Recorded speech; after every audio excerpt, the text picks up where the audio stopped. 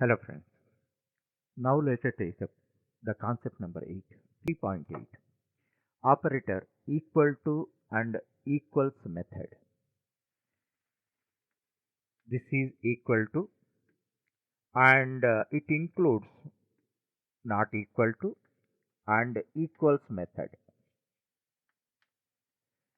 Actually, we need to focus on the functionality of the two elements because definitely there will be some questions on these concepts. That point you have to understand. Here, already in the previous concept, I explained to you the equality operators act upon either two numerical primitive types. Numerical primitive types means it may be int versus float, float versus int versus char, like that. Two uh, numerical operands or two Boolean operands, either true versus false, false versus true. Thereafter, two reference type variables, that is object reference variables, they compare. In this context, one very important point I have to tell you. Java compiler knows to compare same type of elements. That means it can compare int versus int, float versus float. But it does not know compare two elements of two operands of different type. But internally one mechanism is created that we discuss as the last concept of this chapter. Actually, whenever Java has to compare two different types of operands, the inferior one is first promoted as a superior one. It is promoted as float. Then which operation is performed? Float versus float only. This is called automatic type conversion. Always remember this principle. Java can compare the similar type of operands, int versus int, float versus float, char versus char. But whenever it has to compare two different types of numerical operands, then the inferior one is first promoted as the superior one, and both will become the same type, and then comparison is made. That point you have to understand. That is called automatic type conversion. As the last concept of this chapter, we discussed that. Thereafter, two Boolean operands, either true or Boolean expressions, they compare.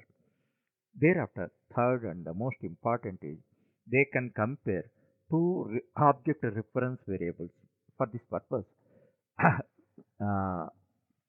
have to give lot of explanation on that. Now you see that a room is a class. In the previous chapter, I explained about that. That is room is the class and R1 is the room. Okay. Now you see that new room 15, 12, 10. I am not explaining all these things. Here in this case, R1 R1 is the reference variable, object reference variable. Now room R2 R1. That means this is the room object. For the room object, two reference variables here created. One is R1, other one is R2. Okay. Both are referring the same object, this object, room object. That point you have to understand. Now, if you write this expression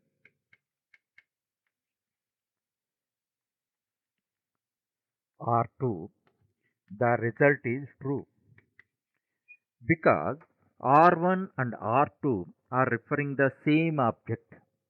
That point you have to understand. Here, where you are confused, there is a variant. Equal to operator compare the two object references, but it does not compare the content of the object. Now you see that one more expression I write room R3 new room Same dimensions I am giving, 12, 10. Now, if you write R2, R1 is equal to R3, the result is false. Why false? R1 is referencing one room, R3 is referencing different room, even though their content may be same. Content may be same. That's why what we have to understand, we have to understand means equality operator or not equality operator is meant for comparing two object reference variables, but not the contents of the objects. In this case, the contents of the objects are same, even though the result is false. A very, very important point you must remember. And definitely there will be some questions on this point, either in interviews or in OCJP exam. In this context, we must specially focus on string type objects. String type objects are treated differently in Java. That point you have to understand. Already I explained our room type objects. String class also create objects, but those are treated differently. That point you have to understand. Now you see, string is the class. S1 you are creating, and then you are initializing with Java. Next, string S2 again initializing with Java, same case, same spelling. In this case, actually we are not using new. If you want to create using new, you can create it. After this, I will explain to you. Actually, now this is one string type object. This is another string type object, but contents are same. Now, equality operator can be used. As far as strings are concerned, a special memory is created, that is called string pool. Already I told you stack memory and heap memory. For the sake of strings, a separate memory is created. It is called a string pool. Whenever same type of content and objects of same type of contents are created, those are stored on the string pool. Now here you see Java, same type of content. Then no two objects are created. Only one object is created like this Java. Then you may create 100 objects like this, S1, S2, S3 up to S100.